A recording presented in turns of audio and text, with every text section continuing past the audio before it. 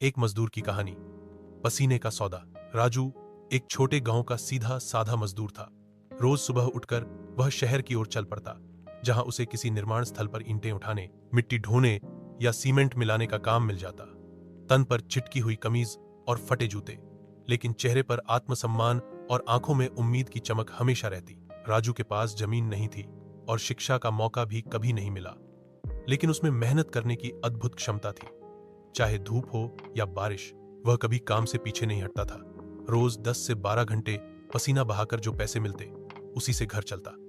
पत्नी घर संभालती और 2 छोटे बच्चे स्कूल जाते। एक दिन एक बड़े ठेकेदार की नजर राजू पर पड़ी। उसने देखा कि बाकी मजदूर थक कर बैठ जाते हैं, लेकिन राजू तब भी ईंटें ढोता रहता है। ठेकेदार ने उससे पूछा, इतनी मेहनत क्यों करता है?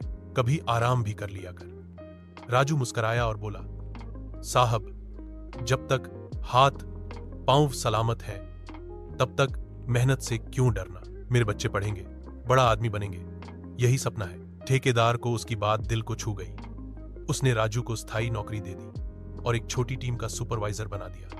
राजू अब सिर्फ खुद ही नहीं, बल्कि 5 और मजदूरों को भी काम सिखाता और सही दिशा में लगाता। कुछ सालों में राजू ने थोड़ी बचत से एक छोटा सा घर बना लिया।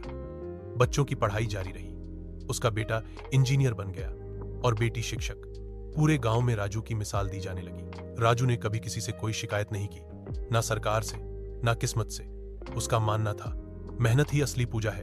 जब उसके बेटे ने पहली सैलरी से उसे नए जूते और कपड़े लाकर दिए, तो राजू की आंखों में आंसू थे, खुशी के आंसू। राजू की कहानी हमें सिखाती है कि मेहनत का कोई विकल्प नहीं, हालात चाहे जैसे भी हों। अगर इंसान ईमानदारी से पसीना बहाए और अपने सपनों को जीने की ठाने, तो सफलता जरूर मिलती है। मजदूर होना शर्म की बात नहीं, बल्कि वह तो समाज की रीढ़ होता है, जो अपने बलबूते पर देश को खड़ा करता है।